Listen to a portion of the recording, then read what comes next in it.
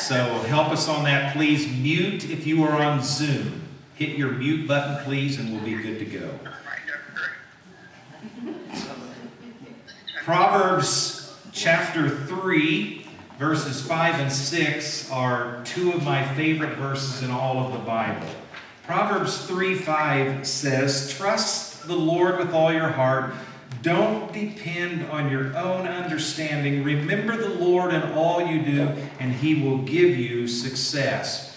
When I moved to Iowa some years ago, and then some years later, I might just add, I decided to get a personalized license plate for my car. I wanted to get a personalized license plate that said Prov, P-R-O-V, 3-5. Because I thought that might be a good way for people to figure out something about a unique license plate. It might actually get some questions asked what it means, and I could point them and give a testimony. I attempted to do that, but in Iowa, as I recall, someone had something close to that, or in fact, that very plate.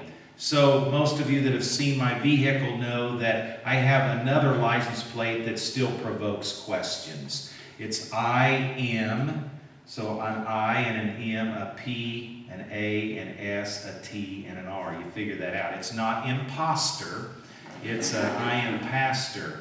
And so that's sort of a temperament thing for me, because if you have a license plate like that, you can't have road rage. Okay, it doesn't work too well if you have road rage and jet around someone and they see your license plate. Now, Proverbs 3:5, maybe I could do that, but then again, probably not a good idea. And I've chosen these verses this morning because this is a message that I always like to give to graduates, but everything I say this morning applies to all of us. And I just want to share just some simple words for some time we have, what you need to know the rest of your life. Okay, so some years ago, there was a man by the name of Robert Fulghum who wrote a book entitled, "All I Really Need to Know I Learned in Kindergarten." Now, you graduates will be glad to know that everything you needed to know in life you actually did learn in kindergarten, and so it makes you wonder why you did another 12 years of school. But let me tell you what he wrote. You've probably heard this. It first appeared years and years ago when I picked it up in Reader's Digest. I have the book by that name.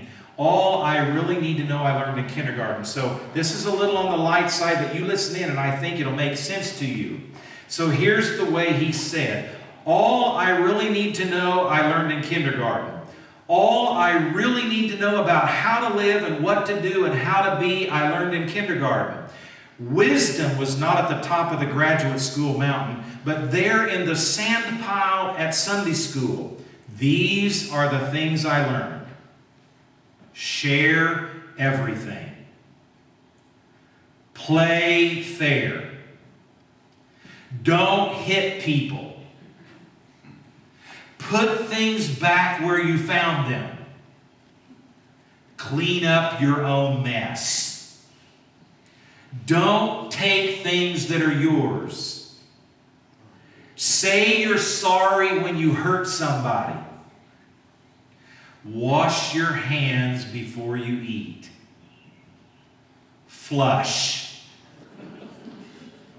Warm cookies and milk, cold, are good for you.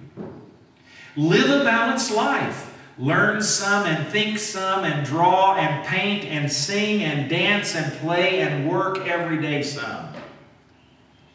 Take a nap every afternoon. When you go out into the world, watch out for traffic, hold hands and stick together. Be aware of wonder and wonderful things. Remember the little seed in the styrofoam cup. The roots go down and the plant goes up and nobody really knows how or why, but we are all like that.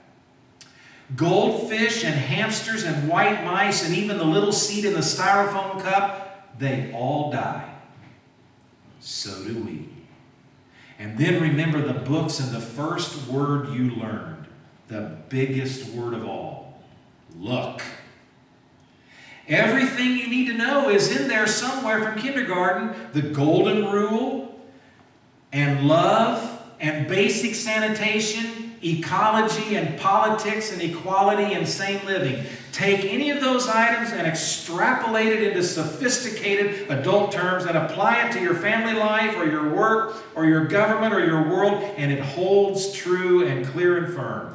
Think what a better world it would be if the whole world had cookies and milk about 3 o'clock every afternoon and then lay down with our blankies for a nap.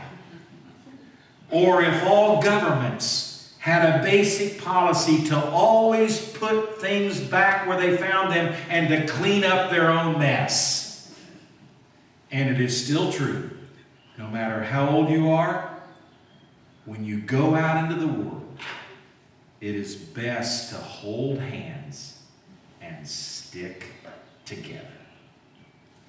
All I ever really needed to know, I learned in kindergarten. What do you think? It's pretty practical and it makes a lot of sense. Now, I've spent a lot of my life investing in others. At age 62, I should say 61, will be 62, but I'm 61, with a wealth of practical experience, including many negative experiences. And I look back over my life and I think often, I wish I had known then what I know now. Is anybody like that? You know, if I had known it, I probably would have stayed away from it, or I would have done it differently, but I didn't know at the time. But now I know, so what are some things I've learned? And I always come back to this verse. You know, if you trust in the Lord with all your heart and you don't lean to your own understanding, He has promised that He will direct your path. If you will acknowledge Him in all of your ways, and that's what we all, no matter what our age is, it's what we all need to be seeking to do. So, what I want to remind you is, no matter what age you are, no matter where you are in the arena of life, today is the first day of the rest of your life. You can't do anything about what's already happened, but you can start today and remember that it's the first day of the rest of your life. So here are a few of the things that I've learned based on trusting in the Lord with all my heart and trying not to lean to my own understanding and trying to acknowledge Him in all of my ways and trying to remember that He will direct my path. And here's what I've learned. All experiences, good or bad, shape us for life. So don't let any of them pass you by without learning something. Learn something from every experience in life. Number 2 lesson, stay in physical and spiritual shape throughout your life. It's easier to maintain than it is to try to get back in shape. Anybody found that out? The older we get, it's a whole lot easier to try to keep it on the level instead of trying to go back and do it over again, right? Because the older we get, the harder we find it is to sometimes stay in shape, whether that's even physically or even spiritually. A third lesson, if you have a strong passion to do something and it's honorable, be willing to risk everything to do it. You can always recover if you fail, and if you fail, you'll learn valuable lessons in the process. Somebody once said to me, ask yourself, what would you do if you knew you couldn't fail? What would you do in life if you knew that you would not fail? Whatever that is, do it and trust in the Lord. Number 4, never quit dreaming and believing. Believing and dreams often fuel the best of life. And if our heart is centered in trusting in the Lord, there's nothing too big but what you can accomplish when you have God on your side, because you and Jesus make a majority. Number 5, remember that life goes by fast. Let me say it again because you heard that too quickly. It goes by fast, doesn't it? You know, when I see this happen here, it's almost as if I'm ejected back to my graduation high school, 1976. That was the 200th birthday of the United States of America. So that's the claim to fame I have, graduates, 1976. Gas was 49 cents a gallon. Bread, I think, was 40 cents a loaf or something. I still have my 1976 yearbook where I wrote some of those things down. What I'm saying is you can get to a place like this and look back and realize, wow, where did all of those years go? Sometimes it seems like an eternity. Other times it was like right here present with you. It's almost like you can just plant yourself right there again. And if any of you have ever been to a family reunion, you know what that's like. Or if you've ever been to a class reunion, if you've been to a 30 or 40 or 50, anybody had a 60-year class reunion? Anybody there yet? 60-year class reunion? Maryland?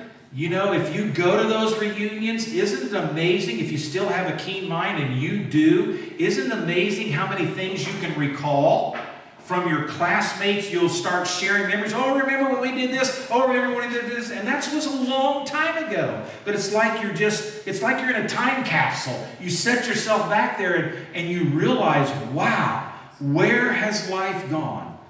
Even at its shortest and or its longest, it goes too fast. Well, then I would say this. Number 6, things are usually not as bad as they appear right now. Be patient, make wise decisions, and it will get better. And that's what this whole emphasis of Proverbs 3 is about. Be wise, be discerning, have good guidance, have good wisdom, trust in the Lord. And then remember this, you will look back and wish you had done some things more and some things less. Everybody hears that way. Figure out what those things are now. Prioritize your life accordingly. What do you need to do more of, and what do you need to do less of? And for all of us in life, we can always make that transition. We don't have to do it when we're young or wish that we would have done it long ago. Right now, we can start making those adjustments. What do I need to do more, and what do I need to do less? You prioritize your life. And then this is what I say also, let a few people into the deepest parts of your life. Allow yourself to be vulnerable with some select few. There will be a time when that's needed. You'll need to confide in somebody. You'll need to trust in somebody for wisdom or strength or guidance or counseling. You need to be able to have that kind of friendship. And then, number 9, make your relationship decisions carefully. All of life is made up of relationships in one way or another. Work, home, school, church, wherever you are, you'll build relationships. Choose those relationships carefully and wisely. And then Proverbs 4:23 is a good ending point. Proverbs 4:23 is another good verse. It says this, above all else, above everything else you do in life, guard your heart, for it affects everything you do. Proverbs 4:23. Above everything else, guard your heart. Take care of your heart. Because what happens in your heart, that's the seat of your emotions. It's where your decisions are activated. It's where your relationships are. Whatever's in your heart, from it come all of the issues of life, all of the things that flow from your life.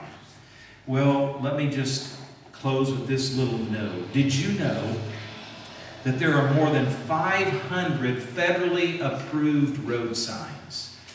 500. And every one of those signs serves a unique purpose, keeping us safe or points us in the right direction or leads us to a point of interest or helps us to care for our personal needs. But the most important directional sign is the one that leads all of us to a relationship with the Lord Jesus Christ. And listen, my friends, this is not only the road sign to get from earth to heaven, it's also the road map. God has mapped out a way and a plan. And if we follow this word, if we trust in the Lord with all of our heart, and we don't just lean to our own understanding, but in all of our ways we acknowledge Him, then we can claim this promise. He will direct our paths. And I like what the Message says, the Message translation. These 2 verses. Listen to this. Trust God from the bottom of your heart Don't try to figure out everything on your own. Listen for God's voice in everything you do, everywhere you go. He's the one who will keep you on track. Don't assume that you know it all. Run to God. Run from evil. Proverbs 3, 5 and 6, the message. And that's a message, my friends, for all of us. In the name of Jesus. Amen and amen.